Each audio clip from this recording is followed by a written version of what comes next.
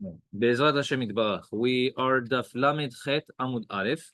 The Gemara, it starts off with a question based on what we said yesterday. So yesterday we ended off the Gemara by saying that the Naldai, the people of Nalda, they used to say that when a person buys a tree, he buys the tree and the land all the way down to the Tehom.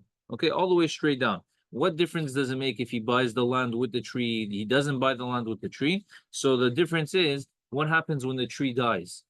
Is he able to replant in that same area, or because the land doesn't belong to him? So if the tree dies, that's it. He's no longer able to use it. So that would be the difference between the two. Now, Matkif la Rava. Rava asked the question based on what we were saying about the field. The tree being sold with all the land directly underneath it. Matkif la Rava v'Elmaleh purkema derishka zavinilach. Let him say, I sold you the field the same way we sell. It's called saffron, right? How is saffron grown? Saffron, the way it grows is once they cut it, meaning it grows. Once they cut it, that's it. It's over. And in order to reuse again the same area, you have to replant it. However, when the guy sold him the field of this thing, what did he do? He sold him only the saffron, which means that now he's no longer able to replant it. Exactly, because he doesn't own the land underneath it. So maybe when a person sells a tree, this is exactly his intent. He sells the tree, and once he sold the tree is there for its entire lifespan. But once the tree is dead, he can no longer reuse that area to replant it. Why? Because I sold it to you like the saffron. So once you uproot, once you cut off this saffron, take it and leave. So maybe that's what it is. Maybe that's the halacha. Ela amar Rava.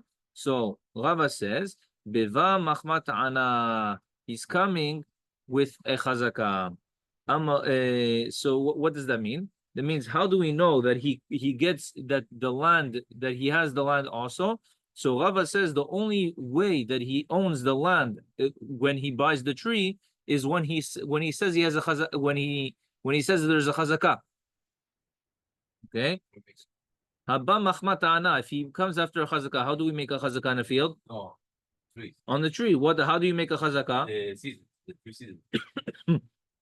You owned it. A person owned it for 3 years, and then afterwards he says, you see, I owned it for 3 years. The guy, when he sold it to me, he sold me the tree together with the land underneath. Meaning the land doesn't come automatic; it comes only with the chazaka. Obviously, if it's true. If it's not true and he's just lying, okay, what are we gonna do? It says the Gemara, Amar li Malkashisha berede Rav Chazda le Rav Ashi. So Malkashisha, the son of Rav Chazda, said to Rav Ashi, Ve'i korkema derishka zavin le my havelele me'bad. Wait a second. How is this guy gonna ever be able to? Normally, when a person has to protest the chazakah, what does he do? He says, this guy's in my field unlawfully. It's not possible for him to be in my field. He's stealing my field, right? But here, how do you want him to protest the chazakah of the tree? Or more accurately, the land underneath the tree. The tree is his. Everyone agrees that the tree is his. They know the tree is his. But how is he going to protest the fact that the tree is on the land? You say, so what happens? Based on this, it's going to be basically after 3 years, it automatically comes to him because he has a chazakah now. And how is he going to protest it? What could he have done? Says the Gemara, he should have protested. Why? Meaning he should protest within the 3 years that this guy has the tree on his property. And if he didn't do it, then he's going to lose this. How do we know this? If you're not going to say this, Hani mashkanta de surah, de katav ba'hachi. The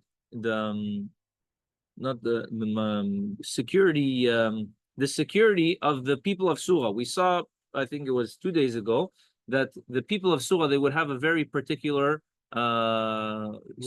rule for securities. What would they do?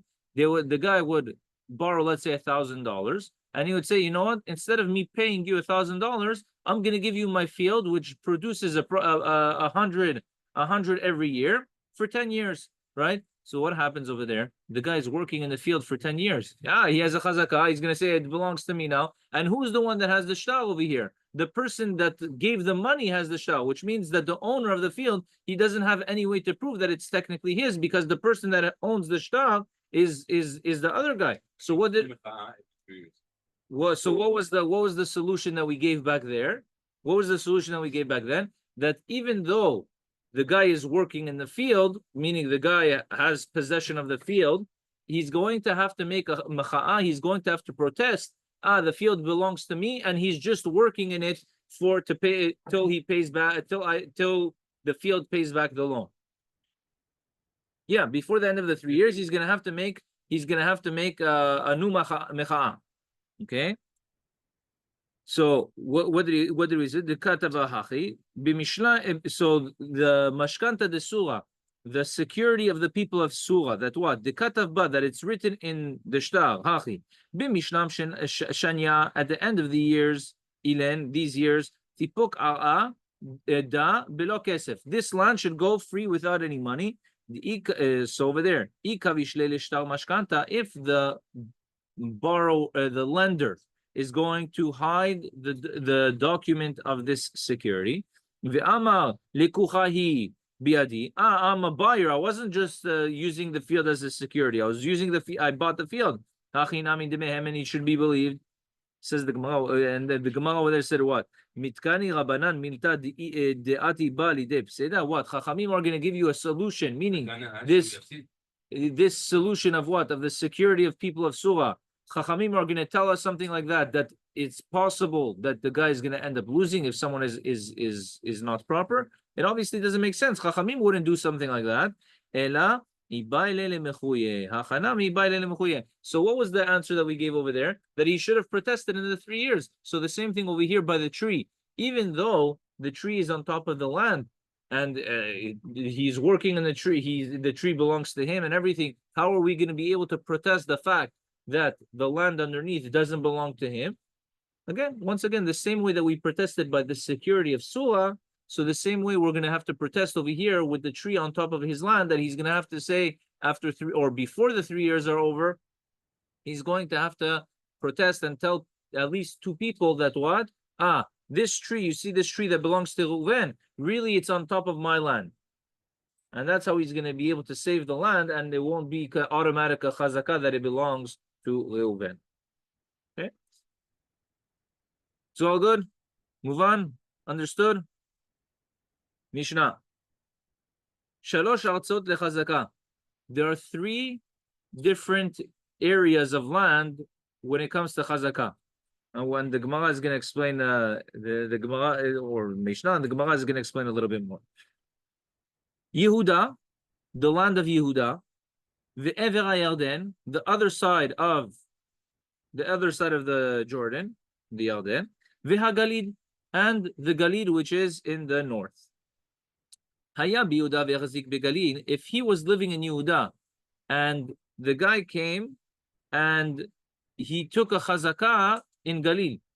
Okay, so Reuven, who owns the field, is living in Yehuda, but his field is in the Galil, and someone in the Galil was settling in the field of Galil for 3 years.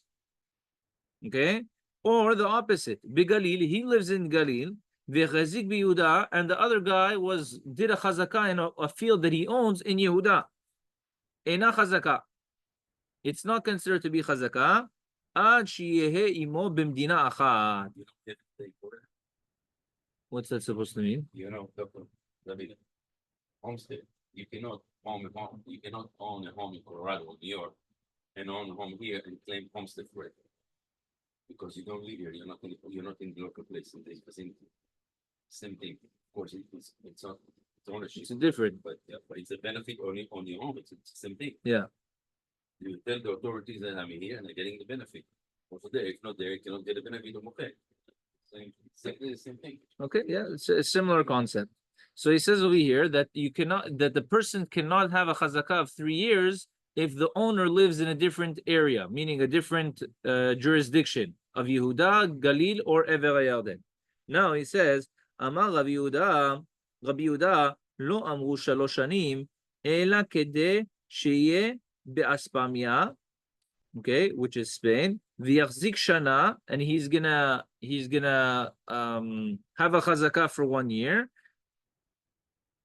Yelchu v'yodiu shana, v'yavo l'shana acheret. So Rabbi Yehuda, he's gonna hold it for 1 year. The guy is gonna exactly. He's gonna a person back then. The most a person would travel would be 1 year distance from where he lived. So this is in Spain. The Spain was apparently 1 year journey from Eretz Yisrael. So Rabbi Yehuda says, you know why we needed 3 years? You know why we needed 3 years chazakah? Because let's say this person was living in Spain, and what would happen? A person, let's say the field belongs to Reuven, right? Reuven is living in Spain. So Shimon comes, he's living in Reuven's field for a year. Okay, now what's gonna happen? Levi is gonna have to come, and he's gonna go travel 1 year to Spain to tell Reuven that Shimon is in his field, and then 1 year for him to come back and to protest that Shimon is not in his field lawfully. This is Rabbi Yehuda. Okay, according to Rabbi Yehuda, and of course there are differences that come out from this opinion. Why? Because technically, if you think of it, Rabbi Yehuda, what does that mean? That means that if they both live in the same city, and the guy grabs a hold of a field, according to Rabbi Yehuda, the chazakah starts right away, because since he's there, we don't need that time for him to go and come back, to travel, to come back, to all that. The chazakah happens right away. Okay. That's one difference of Rabbi Yehuda. So, all right. Says the Gemara, "My kasavar Tanakama." What is the reasoning of the Tanakama? Meaning the Tanakama that said that there's a chazakah in Yehuda. There's 3 different lands for chazakah: Yehuda, Galil, Ever HaYarden, right? And that if he's in one place, the chazakah doesn't take place in another place. So says the Gemara, "My kasav Tanakama." What's the reasoning behind this fact that if he's in one place, the chazakah doesn't take a place in the other place? Meaning, if the owner is in Yehuda and the person established in the Galil, right? It's not a chazakah. So what's the reasoning? Says the Gemara, if it's because he holds mecha'a shelo befanav havya mecha'a, that a mecha'a in front of him, meaning a mecha'a shelo befanav. Sorry, if it's a mecha'a that's not done in front of the person is still considered a chazakah. Afiru Yehuda v'Galil, even if he would be in separate places, meaning the person would be in one place and the field should be in another place, it should still be enough for it to be considered a mecha'a, right? Why? Because he should, okay, he lives in Yehuda, the field is in Galil. He should, even though there's a difference in place, what should he do? In Yehuda, where he's living right now, he should say, this guy that's in my field in Galil, he stole the field from me. It's not correct, right? So mecha'a shelo befanav havya chazakah. If you say that it is a chazakah, then what? Then why do you have that difference between if he was machzik in Yehuda or Galil? If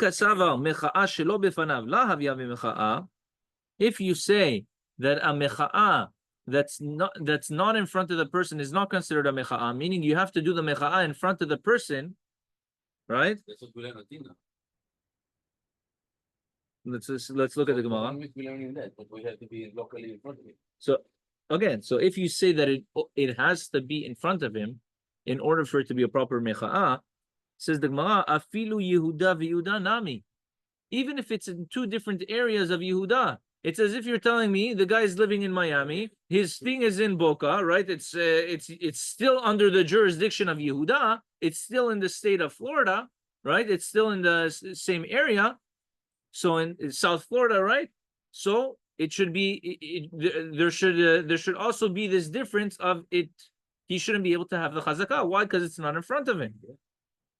So which way do you say? If you're gonna say that mecha'a shelo befanav, a mecha'a that's not in front of him is a good chazakah, right? So then, if he lives in Yehuda and the field is in Galil, it should work, because at least let him do the mecha'a in Yehuda, and then it will take effect in Galil. If you're going to tell me that it's not good, why? Because you have to have the mecha'a in front of him. So even inside Yehuda itself, meaning Yehuda to Yehuda, as long as it's not in the same exact city, then it shouldn't either be chazakah.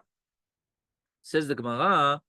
אפילו יהודה דמינו, אמר רבי אבא בר ממל, אמר רב, לעולם כסבר מחאה שלא בפניו, הביא מחאה. Really, מחאה שלא בפניו, if it's not in front of him, it's not considered a מחאה. So, if he's in Yehuda and the field is in Galil, why can't he do the מחאה in Yehuda? And then it's going to take effect in Galil. So the guy should be able to do chazakah. We said in the Mishnah that there's no chazakah, but the guy should be able to do chazakah. Why? Because he can do מחאה wherever he is. He doesn't have to do it over there. And the reason why it doesn't work in the case of our Mishnah is because our Mishnah was talking about a case of emergency. That what? It wasn't possible for him to travel, or for the news to travel so fast. Says the Gemara, so if so, why do you have to say Yehuda and Galil? Just say wherever you can travel. Wherever you can travel, it's not a chazakah. Okay? So says the Hakamashmalan Distam Yehuda veGalil Kishat Cheum Damu. So you know why? Because the Mishnah is teaching us something special. That what? That the travel between Yehuda and Galil was generally one of danger. So the reason why the Mishnah said Yehuda and Galil is to teach me that what? Since Yehuda and Galil are normally dangerous to travel in between, that's why it's not considered a chazakah. But if the roads became better, and there's no problem, then even if he does mecha'a in Yehuda, it still takes effect in Galil. And that's why within Yehuda to Yehuda, it's going to be mecha'a even shelo befanav. Because really mecha'a shelo befanav works. So he says, so why doesn't it work for Yehuda and Galil? Because Yehuda and Galil, the reason is because the news is not going to come to him. He's not going to hear it because it's sakana. It's sakana to travel. It was dangerous to travel. So since it was dangerous to travel, so that's why the news wouldn't come to him. And that's why mecha'a shelo befanav is not, that's why in this particular case, it's not going to be considered a chazakah. Why not? Because he won't know that the guy is in his field. Okay. So again, just to recap, the person is in Yehuda, the field is in Galil. Normally, what should happen, even if the guy protests in Yehuda, it should be good enough for Galil. However, this is what our Mishnah is saying. The Mishnah is in our Mishnah is saying that if the person is in Yehuda and the field is in Galil, there's no chazakah. Meaning, Shimon that took the field in Galil, he doesn't have a chazakah for 3 years. Why not? Because he should be able to do the mecha'a in Yehuda, and then it should affect him Galil. Says the Mishnah, says the Gemara. You know why? Because since the ways were difficult to travel, it was a difficult way to travel. So the news would never get to you, to the person that's in Yehuda. The news wouldn't get to Reuven, who's in Yehuda, which means no, not the protest. The news wouldn't get to the person in Yehuda, which means that he won't have a chance to protest because he never heard about it. Because since the ways are sakana, but really, mecha'a shelo befanav is a mecha'a. And that's why for a mecha'a that's in Yehuda to Yehuda, since it's all in the same jurisdiction, there's no problem, even shelo befanav. But if the news of the thief will not come to the landlord, he will not know. No, that's why I said. Exactly.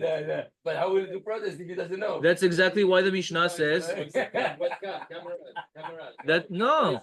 That's exactly why the Mishnah says it doesn't work.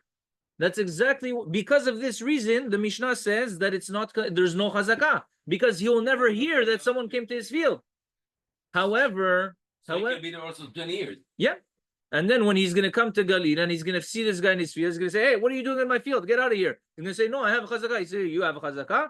I live in Yehuda. How do you want there to be chazakah? You have to hold your staff. You have to hold your staff for that long because you know that I live in Yehuda. Okay? But within Yehuda to Yehuda, there's no problem. Why? Because there's no sakana. So in that case, if there's no sakana, even if it's not in front of him, he should have done the mecha'ah. And if he didn't do the mecha'ah, so that means that the person has the chazakah, even if it was shelo befana. Okay?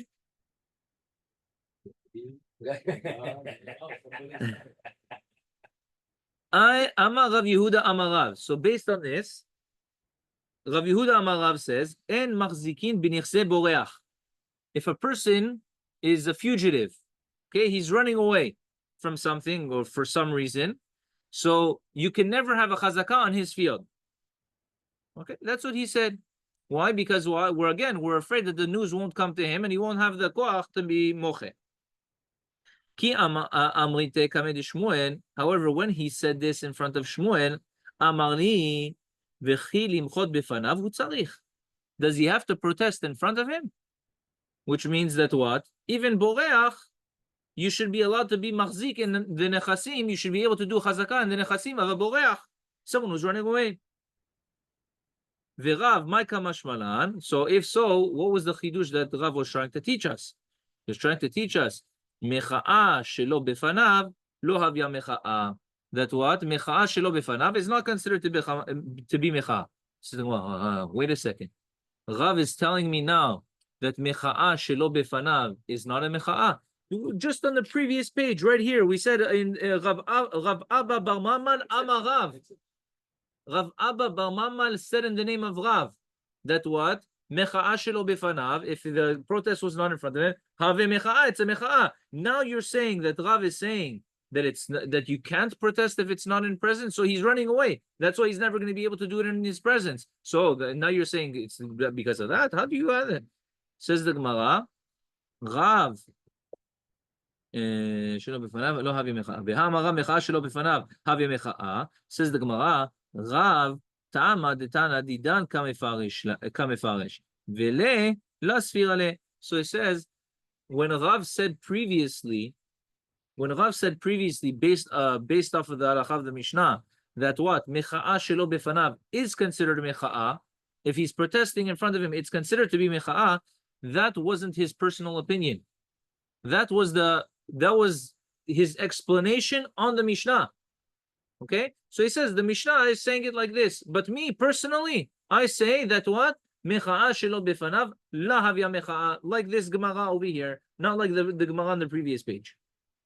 Okay, v'ika de amri. There are those that say no, that's not the answer wasn't like that. V'ika de amri, Amar Rav Yehuda Amarav machzikim b'nichse boreach. On the contrary, you're able to do chazakah on the field of someone that's a fugitive. Ki amrite kamed Shmuel, when I said this halakha before Shmuel, he says, Amali pshita, it's obvious. Why? Because mecha'a shelo befanav hayo mecha'a, so it's pshita. V'chi limchot befanav hu tzarich. So Shmuel said, what? V'chi tzarich limchot befanav, you have to protest in front of him. Of course it's going to be good. V'Rav Maika Mashmalan. So if so, says the Gemara, what's the chidush of Rav bemet? Like he already said before that mecha'a shelo befanav. So why is he repeating it again? What's his chidush over here? So it says Maika Mashmalan. So he says mecha'a shelo befanav havya mecha'a veha amra Rav Chada zimna. Didn't you already say this one time? Says the Gemara. Rav already said this halakha previous time. Why does he have to repeat it again? Ela haka mashmalan. Here the chidush is de'afilu micha bifnei bet she'en yecholim lomar lo havya mecha'a. So let's say this person, he's running away, right? He's running away. He's in some random place. He tells it to two people, this, because he hears that the guy took his field. He says, this guy, he took my field in Yehuda. He was in Galil. He's running away. He's in some random place, wherever. And he tells, I have a field in Yehuda, and there's a guy that came and took it. I'm being mocher. This guy's gazlan. This guy's a stealer. It's not his. It's mine. These two people, what connection do they have with the field in Galil? How is the news that he was moche in front of these two people going to get to Galil? Or how are we going to know that he was moche? So says the Gemara, De'amar Rav Anan ledidi mefarshali mineh demar Shmuel micha bifnei shnei bnei adam shecholim lomar lo havya mecha'a micha bifnei shnei bnei adam she'en yecholim lomar lo havya mecha'a. Ve'Rav Chavra itle, v'chavra chavra itle. So he says that according to Shmuel, for Shmuel, in such a case where what? The two edim that he protested in front of them, they're not going to be ever going to the place where the field is. So he says that's not considered mecha. That's not considered mecha. Why? Because the news is never going to get to us that he protested. However, Rav is going to say that even in such a case, it's good. Why? He says, because you know what? When he told the two people in this place, in the place wherever he is, these two people, they have friends. And these two people's friends have friends. So what's going to happen? When he's moche in front of two people, even if those two people are not going to come to this place, but what's going to happen is it's going to spread by word of mouth. And what's going to end up happening is even though they are the two original people are never going to be in the place where the field is, however, the news is going to get there that what? That he was moche and that this person is coming to be gozer.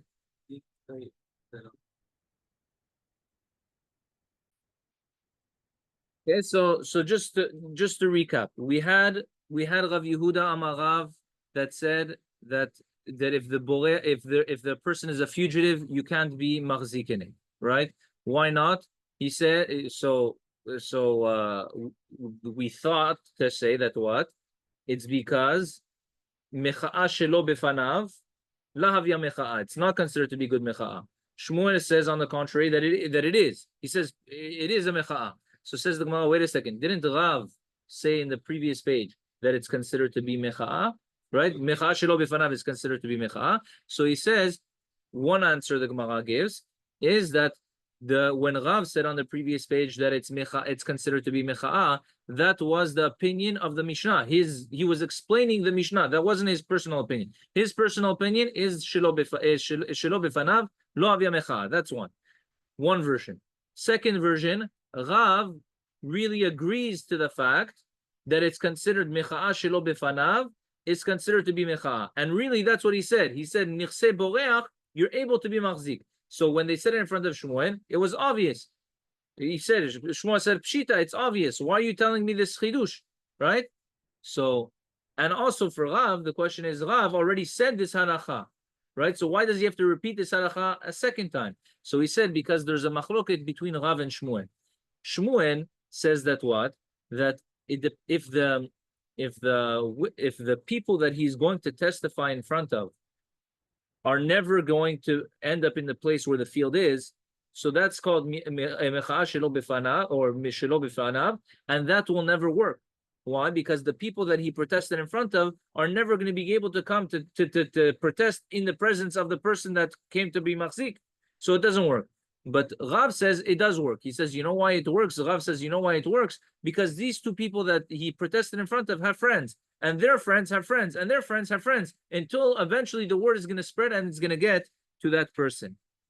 Okay? Amar Rava. So Rava says at the end, okay, what's the halacha? The mecha'a shelo befanav works, mecha'a shelo befanav doesn't work. What's going on over here? Says the Gemara, hilcheta en machzikin b'nechse boreach. We're not machzik in the nechasim of the boreach. Umecha'a shelo befanav havya mecha'a. And really, mecha'a shelo befanav is a mecha'a. So he says, mecha'a. Tati la kashya. La kashya. Hakan ben boreach machmat mamon, kan boreach machmat mardin. So he says, wait a second. If you're telling me mecha'a shelo befanav havya mecha'a, the protest in front of him is not a mecha'a, so how come you can't be machzik in the nechasim of a fugitive? You can't acquire the nechasim of a fugitive. Why? What's wrong? Wherever the fugitive is going to hear it, he's going to be moche, and that's enough. So he says, you know why? Because over here we're talking about a fugitive who's running away for his life. And what? If he's gonna be moche in wherever place he is, what's gonna happen? Eventually, people are gonna be able to find him, and they're gonna come to kill him. So what? He's running away for his life, so he prefers to leave no traces. Exactly, he prefers to leave no traces whatsoever of wherever he is. So that's why he's not gonna protest. But normally, in a case where he's just running away because of money, So in that case, we're gonna, because he owes money or whatever. In that case, we're gonna tell him, okay, listen, you have to be moche, and even if it's shelo bifanav, you have to be moche. So that's why over here, though, that's what you were asking before. So he says that's why over here, it's different. Why? Because over here, since the guy's running away for his life, he's never gonna make a mecha'ah. He's never gonna make a mecha'ah. Why is he not gonna make mecha'ah? Because he's running for his life. He's afraid that people are going to catch on to him. People are going to find him. But really, if he did the mecha'ah, that's it. It's good enough. So over here, he didn't do the mecha'ah because he was afraid for his life, meaning he didn't do it bichlal. And that's why you're not able to be machzik b'nechasim shelo, because even though he knows that someone took his field, but what does he prefer? He prefers his life or his field? He prefers his life, so he's not going to protest. Even though he hears and it's not, he's not going to protest. Okay? Says the Gemara, what is considered to be mecha'ah? Amar Rav Zavid explains, Planya gazlanahu la havya mecha'ah. If a person just says, this person is a stealer, it's not considered to be mecha'ah. However, Planya gazlanahu denakit le le'ar'i begazlanute. This, if a person says, this person is a stealer because he is in my field, this is considered to be chazakah. And what does he add? He says, Ulmachar tavana le bedina havya mecha'a. And tomorrow he says, so I'm going to come soon to Bedin to protest the fact that he's in my land. This is considered to be a mecha'a. Meaning, what does he have to say? He has to say that this person is a stealer. Why is he a stealer? Because he stole my land, and I'm going to soon go to Bedin to protest this. This is considered to be mecha'a. Amen ve'amen.